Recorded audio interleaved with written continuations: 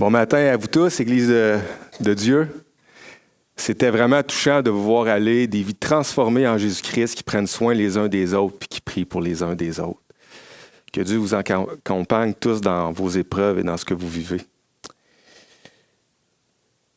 Ce matin, j'aimerais commencer par une question. Est-ce que vous connaissez ça, ce monsieur-là? Il s'appelle Eddie Hall. Eddie Hall, c'est un homme qui a fait des compétitions d'hommes forts. Il a le record mondial pour le soulevé de terre. Le soulevé de terre, regardez bien, c'est quoi? Il y a une barre ici olympique. On prend un poids comme ça, puis on fait juste le monter comme ça. Ça a l'air bien simple, hein? Mais c'est complexe, c'est technique, on peut se faire super mal en faisant ça. Lui, il a fait une fois 1100 livres. Il est en train de saigner du nez tellement qu'il force, là. Puis regardez la barre, comment elle va plier bientôt. C'est vraiment un homme puissant. Mais savez-vous, à chaque fois que l'homme déploie une puissance, en même temps, on aperçoit sa faiblesse. Eddie Hall, quand il a fait son exploit, ça a duré peut-être 30 secondes.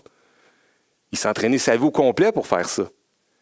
Mais quand il l'a fait, il s'est mis à saigner du nez, il a mis un genou à terre, il a tombé à la renverse, il s'est réveillé et a demandé « J'ai-tu réussi? » Il ne s'en rappelait pas. Ça lui a pris 4 heures avant que son rythme cardiaque revienne à la normale. L'homme est capable de faire de grandes choses. Mais ce qui m'intéresse ce matin avec vous, c'est de regarder un texte dans la parole de Dieu où est-ce qu'on voit la grandeur de Dieu. Où est-ce que quand on voit sa puissance se déployer, il n'y a pas de faiblesse. On va aller voir un texte dans l'Ancien Testament où est-ce qu'on voit justement la puissance de Dieu dans la faiblesse humaine. C'est le titre de mon message. On va regarder un brin d'histoire avec Moïse et l'Éternel, puis on va regarder ça en 2 points. Moïse et la crainte des hommes, parce que Moïse avait cette faiblesse-là, il craignait les hommes. Puis, tout simplement, qui est Dieu? Parce que c'est la réponse à ce que Moïse vivait. Il lui démontre d'une façon incroyable qui il est. Juste une petite mise en contexte, très rapidement. On le sait tous que Moïse, ça se passe dans l'Exode. Moïse est né dans un temps où est-ce que son peuple était en Égypte, en esclavage, et il est né à une époque où, honnêtement, providentiellement, il a été sauvé. Parce qu'à l'époque où il est né, le pharaon, cruel comme qu'il était, il prenait les bébés qui étaient des gars, puis il les lançait dans le fleuve aux crocodiles. Parce que le peuple était en train tellement de croître que le pharaon les voyait comme une menace. Il dit, s'ils continuent à se multiplier comme ça, je vais perdre le contrôle, ils vont se revirer contre moi. Ils étaient en esclavage, les Hébreux, puis c'était de la main-d'œuvre gratuite qu'on exploitait pour grandir des grands bâtiments. Mais Moïse a été mis sur le fleuve et providentiellement, il a fini chez la princesse égyptienne, où ce qui a été élevé dans la sagesse égyptienne pendant 40 ans. À 40 ans, il s'est identifié à la souffrance des Hébreux et un petit peu inconsciemment, mais il y avait un sentiment de justice, il a tué un Égyptien qui frappait un Hébreu. Il a fallu qu'il s'en aille de là parce qu'on l'aurait condamné. Et il a passé un autre 40 ans à Madian. Il y a eu une femme, il y a eu des enfants, mais il y a eu un beau-père qui s'appelle Jéthro et qui était mystérieusement prêtre sacrificateur de l'Éternel. Et il a été auprès de cet homme-là pendant 40 ans. À 80 ans, M. Gendron, c'est pas pire 80 ans, hein? Il est en train de paître des brebis. Il est berger dans la vie pour son beau-père Jéthro. Et là, il voit quelque chose d'extraordinaire. Il y a un buisson, il y a un feu dedans. Mais le feu, il ne brûle pas le buisson. Et là, ça parle, cette affaire-là. Puis c'est Dieu qui lui parle. Et grosso modo, il dit, là, tu vas lâcher ce que tu fais, puis tu vas aller délivrer mon peuple. Et étonnamment, Moïse, il n'est pas enthousiasmé, mais comme pas du tout. Et il y a un échange cœur à cœur entre Moïse et l'Éternel. Puis c'est ça que j'aimerais vous montrer. On va le lire ensemble. Où est-ce qu'on voit 5 échanges. En vert, c'est Moïse qui parle. En rouge, c'est l'Éternel qui répond. Et je veux vraiment qu'on observe ça parce qu'après, on va travailler avec ça. Fait que l'échange 1. Maintenant, va, je t'enverrai auprès de Pharaon et tu feras sortir d'Égypte mon peuple, les enfants d'Israël. Ah, ça, c'est l'Éternel. Moïse dit à Dieu, « Qui suis-je pour aller vers le Pharaon et pour faire sortir d'Égypte les enfants d'Israël? » Dieu dit, « Je serai avec toi, et ceci sera pour toi le signe que c'est moi qui t'envoie. Quand tu auras fait sortir d'Égypte le peuple, vous servirez Dieu sur cette montagne. » L'échange 2. Moïse dit à Dieu, « J'irai donc vers les enfants d'Israël et je leur dirai le Dieu de vos pères m'envoie vers vous. Mais s'ils me demandent quel est son nom, que leur répondrai-je? » Dieu dit à Moïse, « Je suis celui qui suis. » Et il ajouta, « C'est ainsi que tu répondras aux enfants d'Israël. Celui qui s'appelle « Je suis » m'a envoyé vers vous. » Dieu dit encore à Moïse, « Tu parleras ainsi aux enfants d'Israël, l'Éternel, le Dieu de vos pères, le Dieu d'Abraham, d'Isaac et le Dieu de Jacob, m'envoie vers vous. Voilà mon nom pour l'éternité, voilà mon nom de génération en génération. » Il n'est pas convaincu encore. Moïse répondit et dit, « Voici, ils ne me croiront point, ils ne m'écouteront point ma voix, mais ils diront, l'Éternel ne t'est point apparu. » L'Éternel lui dit, « Qu'y a-t-il dans ta main? » Il répondit, « Une verge. » Et là, s'en est suivi 3 signes. Il a changé la verge en serpent, l'Éternel. Sa main, elle s'est changée en lèpre, puis est revenue normale. Puis il y a eu le fleuve qui s'est changé en sang. Et ça, c'est la première plaie, en fait. C'est pas pire, pareil, il essaie de l'accommoder, de le convaincre. Mais ça continue. Moïse dit à l'Éternel, « Ah, Seigneur, je ne suis pas un homme qui a la parole facile, et ce n'est ni d'hier ni d'avant-hier, ni même depuis que tu parles à ton serviteur, car j'ai la bouche et la langue embarrassées. » L'Éternel lui dit, « Qui a fait la bouche de l'homme? Et qui rend muet ou sourd, voyant ou aveugle? N'est-ce pas moi, l'Éternel? Va donc, je serai avec ta bouche, et je t'enseignerai ce que tu auras à dire. » Et la dernière, Moïse dit, « Ah, Seigneur, envoie qui tu voudras envoyer.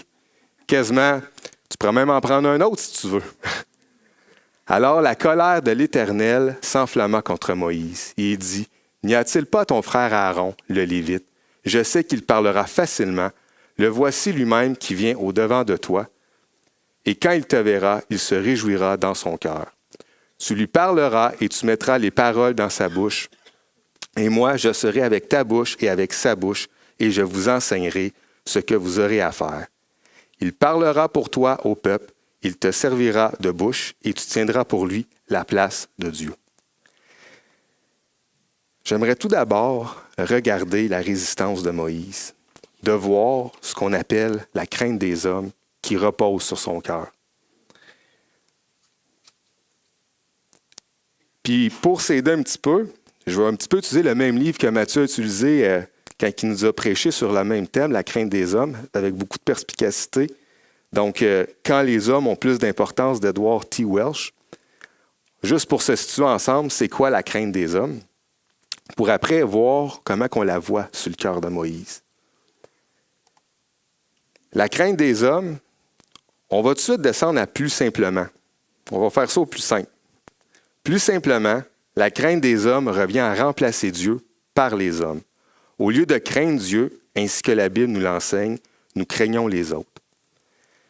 Dans le livre qu'on voit ici, quand les hommes ont plus d'importance, M. Welsh parle de différents types de crainte des hommes qu'on peut vivre.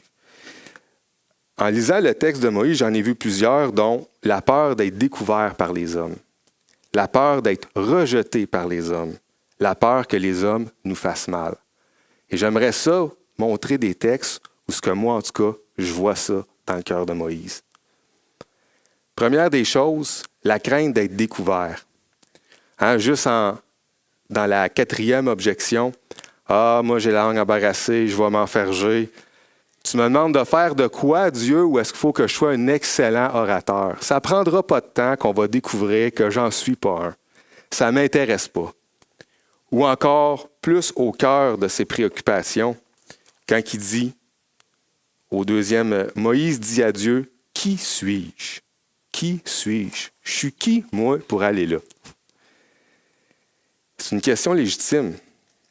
Vous savez, quand on prend des jumelles et on focus sur nos capacités, c'est ça qui va sortir de notre cœur. On va s'en rendre compte assez vite qu'on est incapable. On va s'en rendre compte assez vite que le taux de réussite est faible. On va s'en rendre compte assez vite que la faillite nous guette. C'est réel. Oui, effectivement, ce que Dieu propose à Moïse, c'est au-delà de ses forces.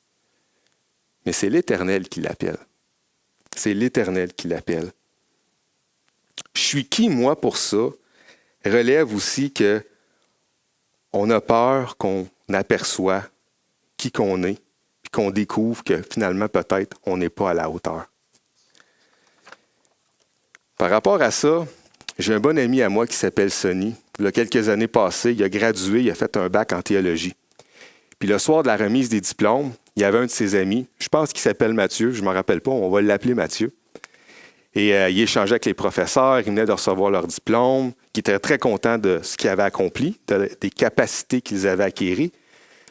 Et Mathieu, il avait vraiment un échange cœur à cœur avec Sonny, puis il lui dit « Ah, je suis content d'avoir mon bac, mais je ne sais pas pour toi, mais moi, je me sens comme une fraude. » C'est ça qu'il avait sur le cœur. Puis Sonny dit « Ben voyons, qu'est-ce que tu veux dire? » Ben, il dit tantôt, on a fait un beau discours pour nous encourager, on nous a dit qu'on a fait un super de beau parcours, que maintenant on est la future génération de serviteurs, qu'il y en a parmi nous qui vont devenir des pasteurs, des missionnaires, des anciens qui vont s'impliquer dans l'Église. Mais moi, je trouve qu'il me manque de quoi. Matthieu regardait ses capacités et que ses capacités. Puis si on fait ça, on va sentir qu'il manque de quoi. On va sentir que si on y va comme ça, les gens vont découvrir qu'on n'est pas à la hauteur. Pourtant, ce n'est pas un secret. Dieu le sait. Quand on sert Dieu, ça ne dépend pas premièrement de nos capacités. Ça dépend de la puissance de Dieu. Puis je ne suis pas en train de dire que de se préparer, c'est une mauvaise chose. Écoutez, s'il y en avait un qui en avait une préparation solide, c'est bien Moïse. 40 ans de culture égyptienne. 40 ans d'être auprès d'un homme d'une sagesse incroyable qui connaît l'Éternel. C'est un sacrificateur de l'Éternel. Il s'est marié, il a eu des enfants. Il a fait le métier de berger pour devenir un leader, être capable d'accompagner un troupeau, être capable d'accompagner des individus. Aïe aïe. Mais il regardait juste ça. Il faut faire confiance à l'Éternel. La crainte d'être rejeté. Moïse, quand il a eu 40 ans, il a vécu quelque chose qui l'a bouleversé. Je pense que ça restait avec lui. De façon très inconsciente, il a voulu aider un de ses confrères, les Hébreux, puis il a tué un Égyptien. Puis pas longtemps après, il a fallu qu'il s'en aille, bien évidemment. Mais encore quand il était en Égypte, il y a 2 Hébreux qui chicanent. Puis Moïse regarde ça, puis il dit « Ah, lui, il n'a pas raison, fait que je vais aller le voir, mais essayer de régler la situation. » Il y a comme un leadership qui veut s'installer, qui veut aider le peuple. Mais voici ce qu'ils disent à Moïse. « Il sortit le jour suivant, et voici 2 Hébreux se querellaient. Il dit à celui qui avait tort, « Pourquoi frappes-tu ton prochain? » Et cet homme répondit, « Qui t'a établi chef et juge sur nous? Penses-tu me tuer comme t'as tué l'Égyptien? » Moïse eut peur. Et il dit certainement la chose est connue. Puis regardez la 3e objection de Moïse. Elle est direct en lien avec ça. Moïse répondit, il dit, « Voici, ils ne vont pas me croire. Et ils ne m'écouteront pas. Mais ils diront, l'Éternel ne t'est point apparu. » Dans l'expérience de Moïse, la crainte des hommes a pris racine dans son cœur. Il avait peur d'être rejeté parce qu'il l'a déjà été. OK par l'Égypte, mais en plus son peuple. Et je pense que ça a resté avec lui. Des fois, la crainte des hommes, la peur d'être rejeté, s'attache après notre cœur. Quand j'étais jeune, j'étais adolescent, je jouais au baseball, midget 3A. Quand on était à la défense, mes 2 positions préférées, j'étais voltigeur, j'étais lanceur. J'étais quand même bon, sans prétention. Mais mon coach désirait toujours qu'on s'améliore. Puis il dit, « Toi, t'es gaucher, il y a des avantages à être au premier but. » J'aimais pas être là. Vraiment pas. Il y a une journée, je suis au premier but, on est en train de vivre un match important. Et là, il y a un roulant en direction du 3e. Moi, je suis au premier. OK, je me positionne. Mon collègue il est au 3e but, il prend ça, il pointe son pied, il lance. La balle, elle s'en va tout croche. Je fais le grand écart sans déchirer mes culottes. J'attrape la balle. Yes! Mais l'arbitre qui est en arrière, il dit sauf! Comment ça, sauf? J'attrapais la balle. Pour me revirer, j'avais pas le pied sur le but. J'ai bien beau faire le plus bel attrapé, mais si j'oublie ça, ça marche pas. Comme qu'on dit au baseball, une erreur de rookie. Bon, OK. Fait que je rentre au banc, puis mon coach me reçoit. Il prend au collet, me lève quasiment de terre. Puis il me traite comme du poisson pourri. Je vous épargne ce qu'il m'a dit. Vous savez, j'avais déjà compris que j'avais manqué mon coup. Mais il me l'a fait bien comprendre. Ça devant mes coéquipiers, puis mon père qui regardait tout ça dans les estrades. C'est une des journées que j'ai jamais eu autant honte de ma vie. Puis mon coach, ensuite, pendant 3 semaines, il ne m'adressait pas un mot. Il l'avait sur le cœur. Je vivais du rejet. Vous savez, des fois, il y a des expériences dans nos vies que, si on ne les traite pas, ça prend racine dans nos cœurs. Puis ça crée qu'on a peur d'être rejeté. Je sais que dans mon cas, ça l'a fait ça. Mais il y a un antidote. On va l'avoir tantôt. La dernière crainte de Dieu, pas de Dieu, mais des hommes que je vois, eh bien, il n'y a pas de texte relié à ça, mais sans doute que c'était dans la conscience de Moïse. La mission qu'il a, c'est d'aller challenger l'homme le plus puissant de son temps, qui était considéré comme un demi-dieu. Puis de lui dire, je veux que tu laisses sortir le peuple de Dieu. Pharaon avait des plans, lui. C'était sa main-d'œuvre gratuite, puis il voulait construire des buildings avec eux. J'imagine que tu y pensais 2 fois avant d'y aller.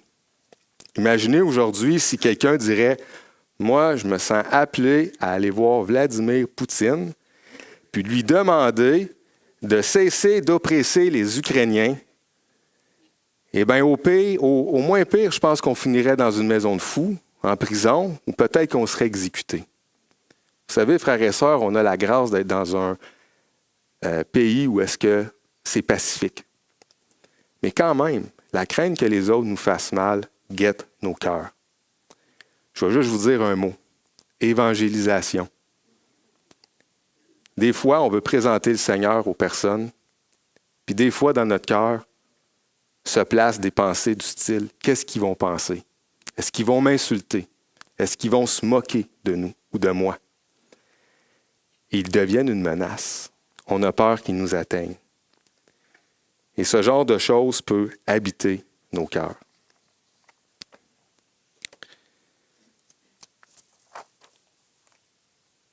Ce qui est de bon avec Moïse, puis ce que je retiens de son approche, c'est qu'il ne joue pas à l'autruche. Ben, en fait, avec ce qu'il vient de se faire proposer, il est mieux de mettre carte sur table où est-ce qu'il est rendu. Hein? Mais il est authentique devant son Dieu. Il les expose, ses craintes. Il les expose, ses faiblesses. Puis son Dieu va lui répondre. Puis on ne sera pas dans une technique d'essayer de remonter son estime de lui. On va être plutôt dans Dieu va expliquer qui il est. C'est ça le remède quand on a la crainte des hommes. Comprendre de plus en plus qui est Dieu et que par le Saint-Esprit, ces vérités-là viennent transformer notre cœur. Est-ce que vous avez déjà été rejeté? Est-ce que vous avez sous votre cœur la crainte des hommes? Parce que moi, je pense que c'est un sujet, en tout cas moi, ça me concerne, mais je pense que ça concerne tout le monde. Vous savez, j'ai eu la chance d'avoir des coachs dans ma vie. J'en ai un présentement, puis j'en ai eu d'autres avant, où est-ce que j'avais des discussions cœur à cœur. Puis ces gens-là, de façon très humble, m'ont exposé que oui, ils vivent ça des fois, eux aussi. Si vous me permettez, j'aimerais ça qu'on mette ça devant Dieu, puis qu'on lui demande de nous délivrer de la crainte des hommes. Seigneur, tu es un Dieu tellement grand, tellement aimant, tellement puissant. Mais notre cœur, des fois, Seigneur, est fragile. Notre cœur, des fois, par des expériences du passé, par des conceptions qui sont dans nos têtes, craint l'homme plus que toi. Seigneur, on veut te demander humblement pardon pour ça. Puis on le sait que tu es un grand Dieu qui peut transformer les cœurs, et qui peut nous amener à une autre étape. Seigneur, merci parce qu'on voit dans le texte que malgré que Moïse vivait ça, ça ne l'a pas disqualifié. Tu l'as pris comme qu'il était. C'est comme si tu lui disais, Moïse, correct, je le sais. Ce que tu me dis, je le sais encore plus que toi, ce qui se passe dans ton cœur. Aie confiance, obéis, marche avec moi. Seigneur, qu'on puisse entendre ces paroles pour nous aussi. Puis qu'on ne pense pas que ce défi-là, ce péché-là, peut nous empêcher d'avancer avec Dieu. Merci, Seigneur, qu'on puisse être vrai avec toi. Puis merci, Seigneur, que tu es le Dieu qui peut nous transformer. Amen.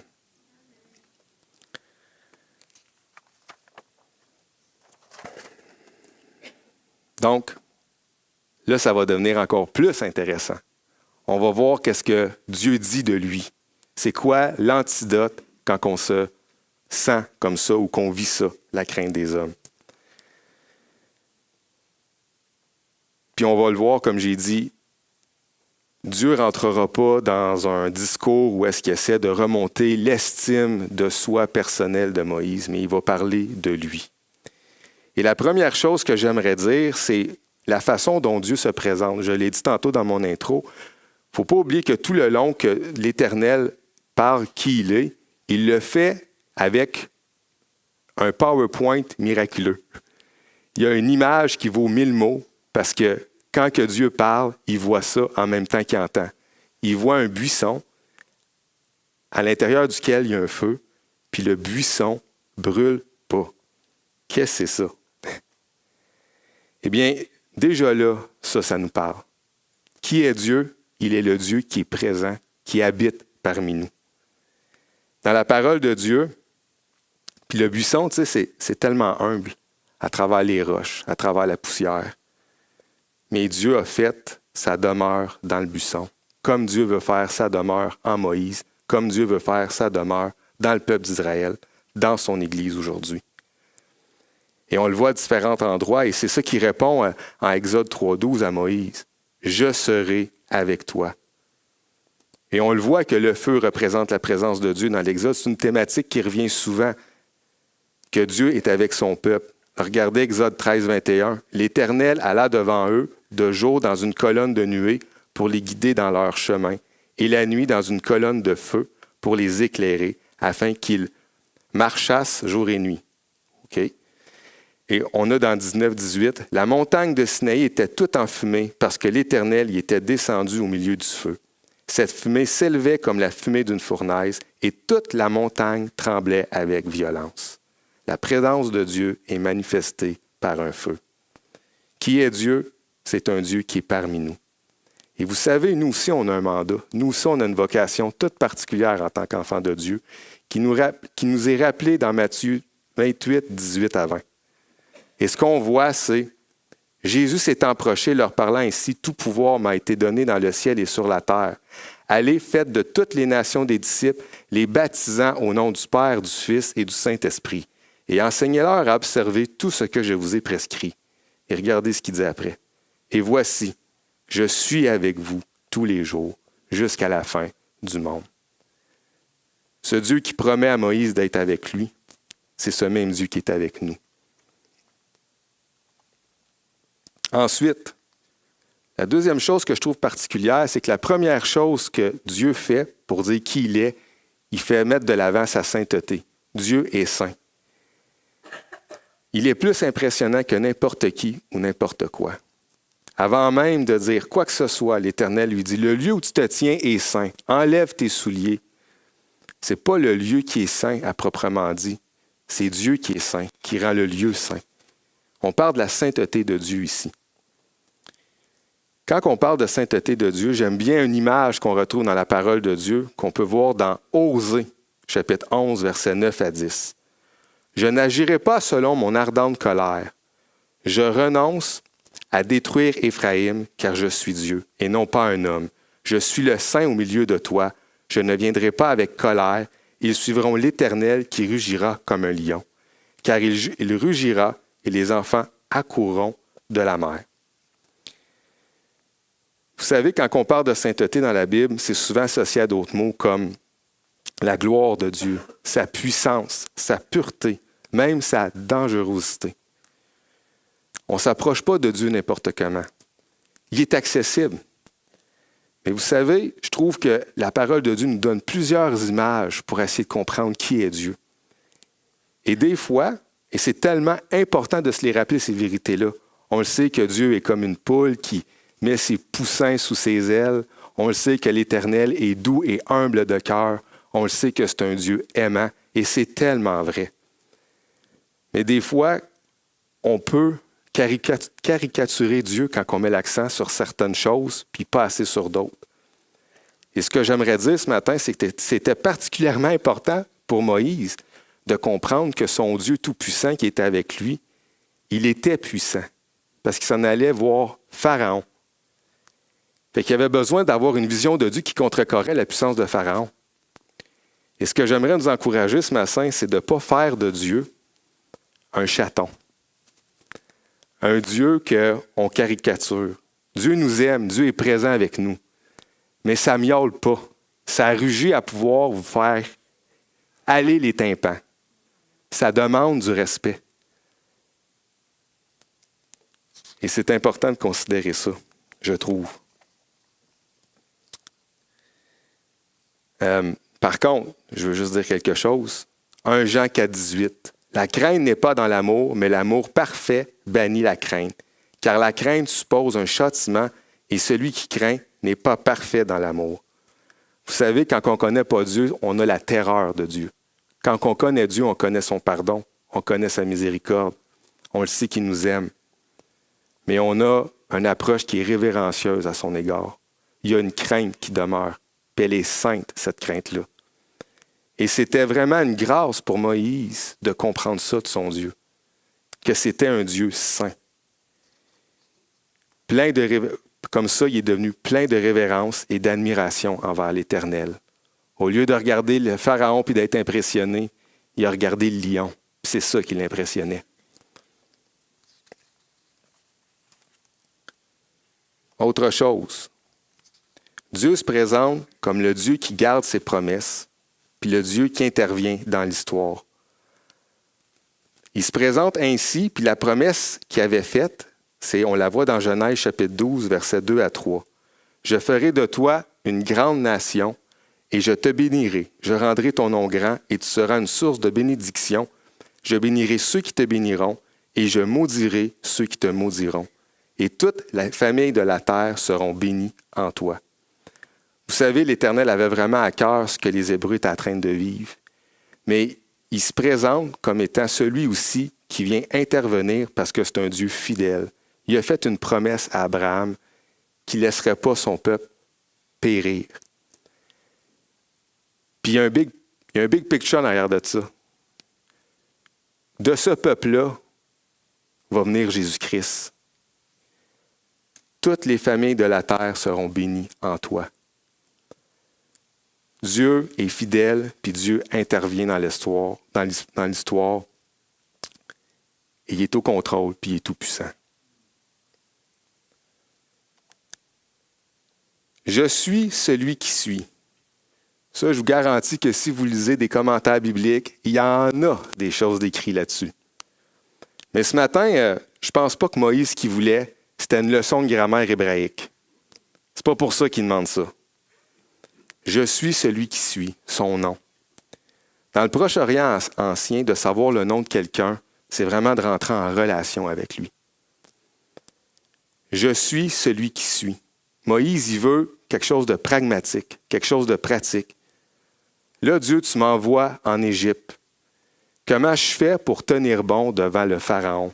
Qu'est-ce que je peux connaître de toi qui va m'aider à tenir bon? Qu'est-ce que je peux dire aux enfants d'Israël qu'eux, ça fait 400 ans qu'ils sont là? T'es qui? Comment ça va se passer? Qu'est-ce que je peux dire pour les rassurer?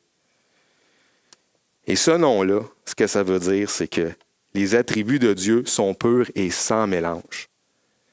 Son être est pur, indépendant. Sa puissance est pure, illimitée. Son amour est pur, dénué d'égoïsme. Ce nom exprime qu'il n'y a aucune ombre de variation en Dieu. Dieu est fiable, On peut compter sur lui. Qui est Dieu? Moi, je résume ça. C'est le plus grand. C'est le plus grand. À la troisième objection, là, on parle, jase, mais là, Moïse, OK, je veux du concret, je veux que tu me donnes des signes, là, parce que je ne me sens pas assez en confiance. Et on va s'attarder sur celui de la verge changée en serpent. Fait qu'il lance son bâton par terre, ça change en serpent, puis ça revient en verge. Qu'est-ce que c'est que ça? Eh bien, dans la parole de Dieu, souvent, le serpent, c'est un type pour parler du mal, parler de Satan. On le voit juste dans le Jardin d'Éden. Tout ce que Dieu a créé est bon. Le serpent y arrive, puis il vient foutre le trouble. Il influence Adam et Ève, il pêche, puis ça part. Même Pharaon est un type de Satan, parce qu'il est en train de défaire l'œuvre de Dieu. Au début d'Exode, on voit que Dieu dit qu'il va faire croître le peuple d'Israël, qu'il va le bénir, qu'il va le faire grandir. Puis qu'est-ce qu'il fait, Pharaon? Il prend les premiers-nés, pas les premiers-nés, mais les gars, puis il les jette dans le fleuve. Il essaye de contrecarrer les plans de Dieu. Regardez cet article-là dans Exode 1,7 puis 1,22. Les enfants d'Israël furent féconds et multiplièrent. Ils s'accrurent et devinrent de plus en plus puissants, et le pays fut rempli. Même que quand Pharaon a vu ça le premier coup, il dit « je vais leur donner plus de travail, ils vont arrêter. » Ils ont commencé à croître davantage. C'est là que Pharaon il a dit « on va faire mourir les gars. » Alors Pharaon donna cet ordre à tout son peuple, « vous jetterez dans le fleuve tout garçon qui paîtra, qui naîtra, et vous laisserez vivre toutes les nations. » Toutes les filles, excusez-moi. Ouais.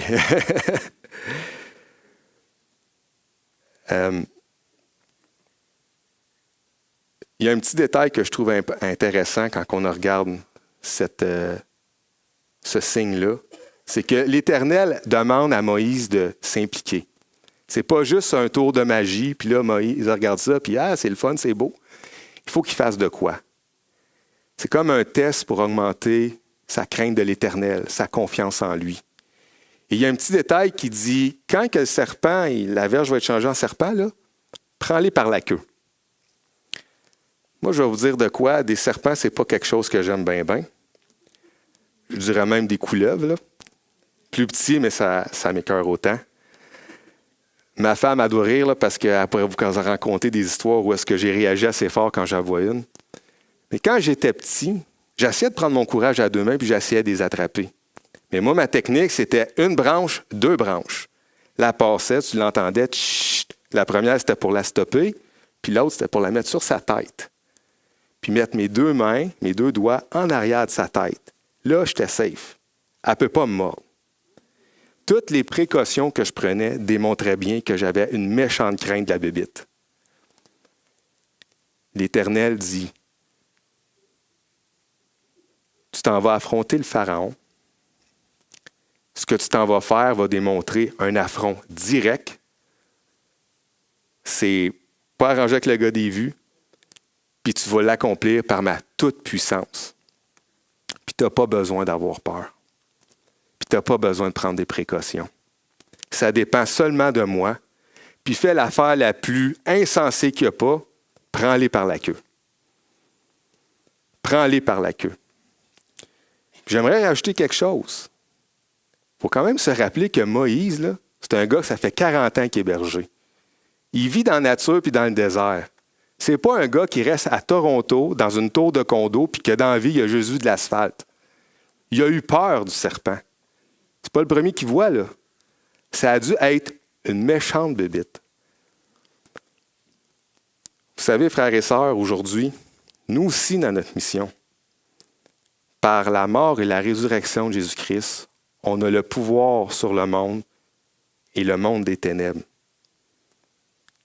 Regardez ce qu'on dit dans Luc chapitre 10, versets 17 à 19. Les 70 revinrent avec joie, disant « Seigneur, les démons même nous sont soumis en ton nom. » Jésus leur dit « Je voyais Satan tomber du ciel comme un éclair. Voici, je vous ai donné le pouvoir de marcher sur le serpent et les scorpions et sur toute la puissance de l'ennemi, et rien ne pourra vous nuire. marcher sur les serpents. À la croix, Christ a vaincu la puissance des ténèbres. Et on fait cette mission-là avec le Seigneur, avec une puissance qui est extraordinaire. Dernier petit point. Dieu fait grâce, il nous transforme dans nos faiblesses pour sa gloire. Et je regarde le temps aller, je vais juste travailler sur l'objection 4, où est-ce que Moïse dit « Ben là, moi, je ne peux pas faire ça, je m'enfarge quand je parle. » Écoutez, je trouve ça extraordinaire, la réponse de l'Éternel. Il dit « Qui crée la bouche? Qui crée la parole? C'est moi, l'Éternel. » Dans Actes 7, 22, on parle du ministère de Moïse. Puis on dit de lui que c'est un homme qui a été éduqué dans la sagesse égyptienne, puis qui était puissant en actes et en parole. Moïse, par la foi, a embarqué dans la mission. Puis pour la gloire de Dieu, le Dieu créateur a transformé sa bouche. C'est un homme qui avait de la misère à parler, mais en embarquant dans la mission, pour la gloire de Dieu, il a complètement changé. C'est en servant, c'est en avançant, c'est en faisant la mission, en faisant confiance à Dieu, que Dieu fait des grandes choses pour son nom, puis qu'il prend nos faiblesses, puis il dit « Inquiète-toi pas, je vais m'arranger avec ça. »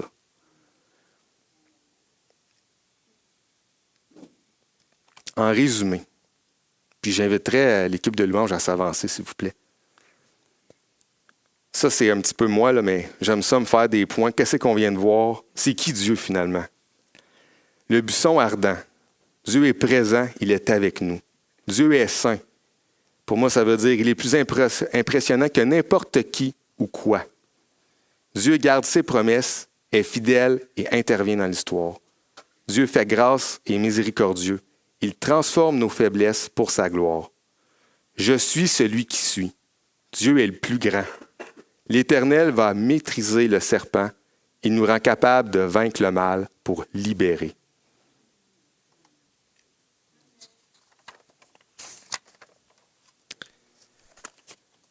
Pour conclure, pour remédier à la crainte des hommes, l'Éternel dresse tout un portrait de qui il est. Lorsque nos yeux regardent aux hommes au point d'être contrôlés par eux, revenons au Dieu de la Bible, Jésus-Christ, qui est au-dessus de tout ce que nous pouvons imaginer et craindre. Il est l'autorité suprême, il est au-dessus de tout. Car Dieu a rentré en relation avec Moïse, l'a pris tel qu'il était et l'a amené à le servir avec foi et courage. Voilà ce que peut faire l'amour du Dieu Tout-Puissant dans nos vies.